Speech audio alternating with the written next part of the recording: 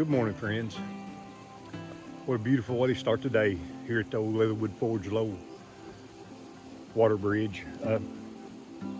Today is going to be another day. I'm going to be helping a friend out, get to see some of the ancestors' home sites and cemeteries and gravesites. Mr. Steve Perkins, and if you have watched my videos and kept up with them over the years, probably a year and a half ago, Steve and I hiked into Charit Creek Lodge. His ancestors owned so much land in here. It's unbelievable. And he can link his ancestry right straight back to the earliest of settlers. So as years went on, they intermarried into the other families down here, and he wound up with a heritage including a whole bunch of different family names in his lineage. So, you know, we're gonna go find some stuff that I know where's at and Steve wants to see, and it'll be a rewarding day. Honestly, I'm pretty blessed to be able to do this for people. So come along. Thank you so much.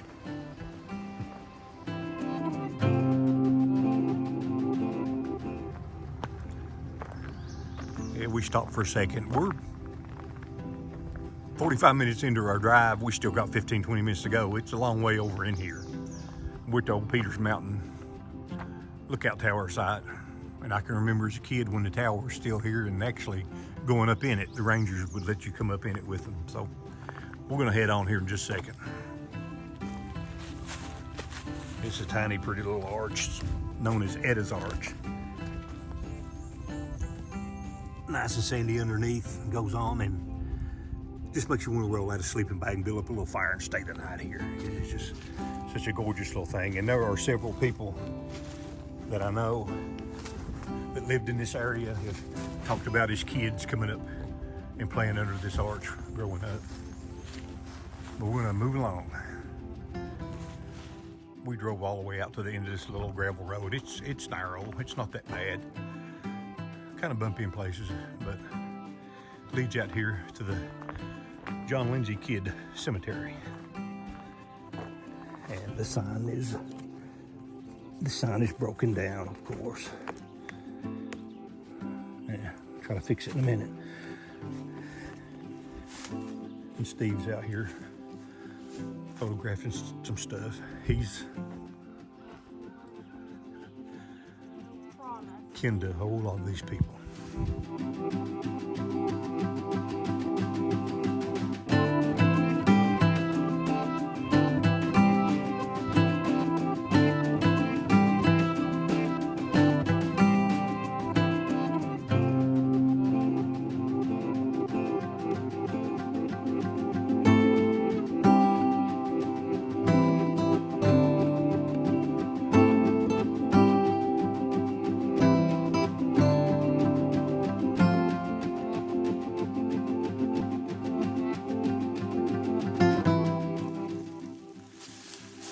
Okay, we got, looks like a big white oak over there. And some kind of a big poplar right here. And those trees are not there by accident. That is the kind of the entrance to the property, or to the yard of the property. So, I'm getting ready to enter their yard. Here we have a sunken place right in here. It's hard to tell on camera, I know. Some rocks around it, which was probably some sort of root cellar or something at the time.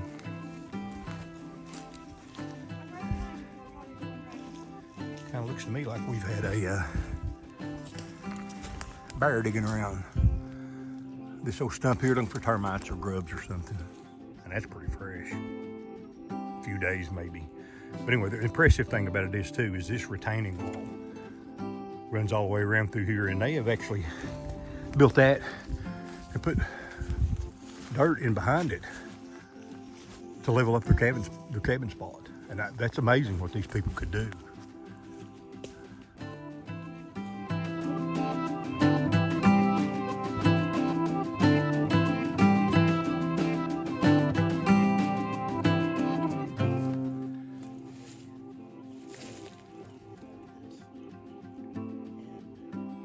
Steve's sitting right where his ancestors once sat on the porch. A little stroll down here. It's getting back in touch. Okay. And when we were out here a few weeks ago, Ranger Mary said, that's a deep cutout spot. And she said that it was a cellar underneath the floor of the cabin. She could not recall whether it had a trap door to get down in or whether you had to come outside around the porch to get to it. But yeah, more rusted metal.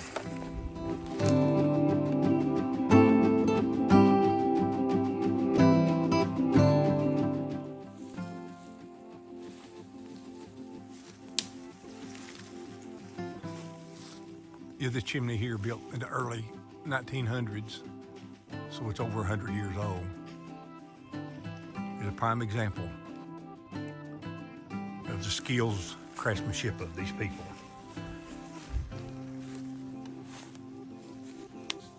And by looking closely, every little mark in this and all these stones up and down through here were made by a chisel.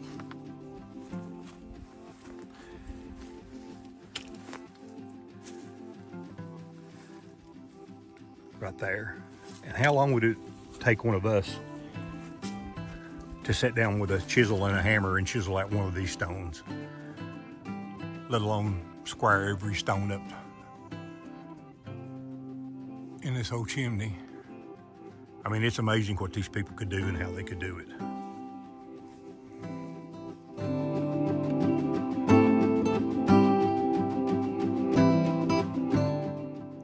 Okay, you can still see the chimney through the trees. We're getting ready to move on back. We've got a couple more cemeteries and stuff. See what we can get into, but Oscar Kid home place, you know, I shall return. I love it here.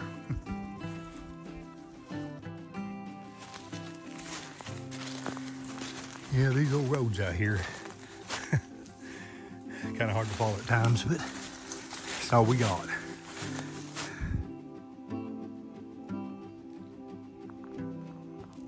Okay, now we're out at the end of Stooping Oak Road. And I'm gonna look at a cemetery here in just a couple minutes. But I'm going back to my younger days when my dad and his friends had a cabin. It was before the Big South Fork came into existence, but had a cabin right out here, and I'm gonna go look for the remains of it and see, because we stayed up here a lot back in those days. I, as a child, spent many a night in here. I believe that old big oak tree right there looks familiar.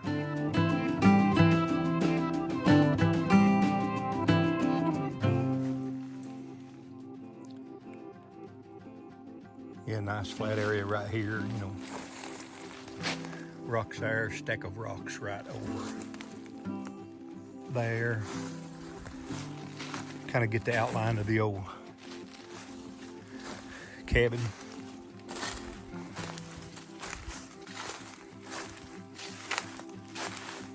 A little bit of trash left.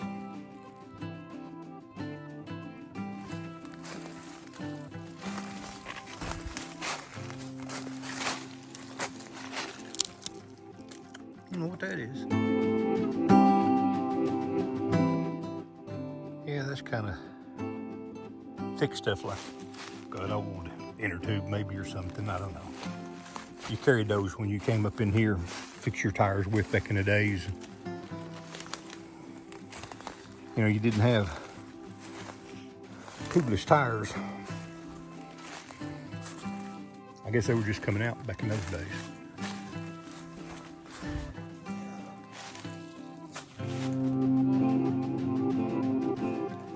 Yeah, it's hard to believe, but I spent a lot of nights of my childhood, both warm weather and cold weather in a cabin that stood right here in this spot, which hardly anything left now. Cold weather, it had a big old pot-bellied stove, and I don't know, it's just a good place to come to. All right, I'm gonna go back down cemetery with Steve and Rachel. And I want to say, Carolyn, thanks for bringing Steve down and coming. It's been a pleasure. Hopefully we'll get to do it again sometime. Okay. And Rachel, Hi. pleasure meeting Nice to you, meet you. young lady. She's doing the cemetery quest here, Big South Fork, and especially out there at your chimney, her eyes lit up. You could tell some meaning. She's a Perkins. Steve is, as always, Man, brother. it's always a treat. We'll keep in touch, and we'll definitely get out here again someday. We got more things to do. Yes, we do. We got plenty. They don't end down here. No, it doesn't. Thanks for everything. Okay, I'll see you all. We'll see you. Maybe Thursday. I'll holler at you. All right. Okay, bye-bye. Bye-bye. Bye. Isn't that special? A little bitty flame azalea bush right beside the cemetery here. And it is beautiful.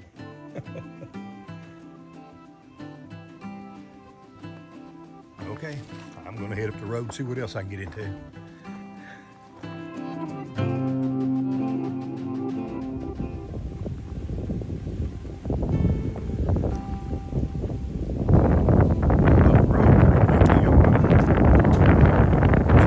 Big Leaf Magnolias.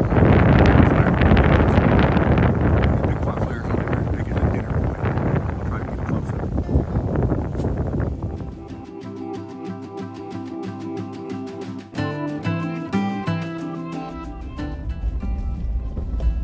For my friends who know the area, they'll probably recognize that I have cut off Divide Road and took this little road over to Pickett State Park.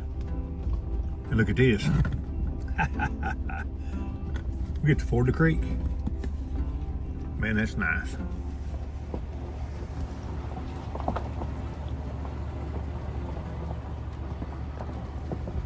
Talk about a pretty place.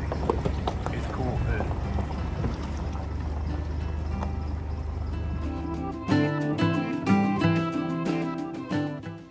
After connecting up with the paved road here in Pickett State Park, I come out here to the Hazard Cave parking lot parked, and I'm looking around. Probably going to go down to the Indian Rockhouse. Right here is a really old, deformed looking tree. And for years I have heard rumors about it being an Indian marker tree. It's probably got the age and crazy shapes to it to have been. And maybe another big one down there. And it being right above the Indian Rockhouse, I wouldn't doubt it.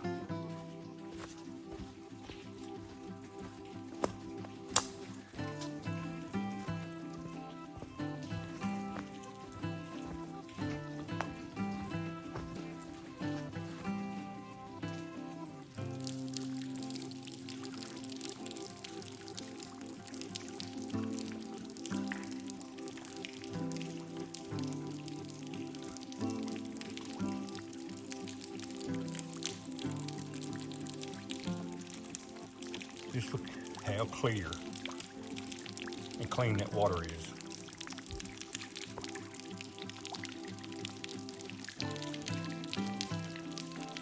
The rain has fallen on the leaves and the topsoil, soaked through them to the sandstone caprock, ran that to the edge of this cliff and dripped off in here, and that's Mother Nature's filter at its finest. And I'm not gonna say come on out and do it, but that water right there would probably be just fine for drinking. Down the stream, not so much, but right in here, it would be excellent. And like the sign I just took a picture of states, this little plant right here is the Cumberland sandwort. And it only exists in 5 counties on the Cumberland Plateau.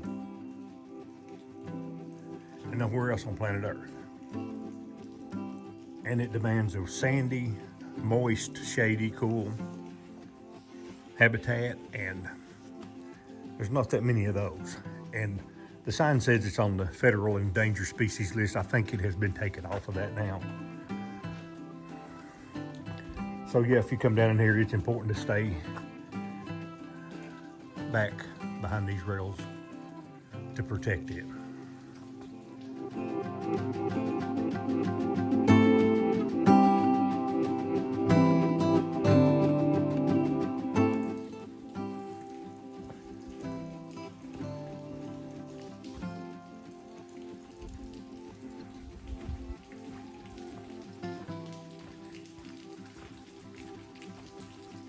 I just came around through here, mainly looking for the Big Leaf Magnolia flowers, and I found several trees of it across that little connector road from Divide Road in Big South Fork to Pickett State Park. It's a sweet little drive. We got to ford the creek. So I'm gonna head back up, get my old blazer, go toward the house. I may stop if I see something else catches my eye. If not, I'll chat at you a few more minutes. Hey folks, I'm headed on home. Just stopped over here in Big South Fork to stretch my legs a minute before I drive on home. Just want to say a couple things about the day. It was a pleasure and an honor to accompany Steve Perkins to another one of his ancestors' home sites. You know, that's what we do. We want people to get back down in there and visit this stuff. Other than that, you know, visits to cemeteries, things like that. I cut across the little connector to Pickett State Park and found the Big Leaf Magnolias, and early in the day I found the flame azalea. I mean, it was just a beautiful day out here. The temperature's not bad. Got a nice little breeze going on. Just a good day to be out here. So just, you know, as usual, thanks for watching. I sure appreciate it. You know, come on back. There'll be more to come. I actually have another big hike planned up somewhere else tomorrow, so got to go home and get ready for it. So this is Peppo in the Woods. I sure appreciate you. See ya.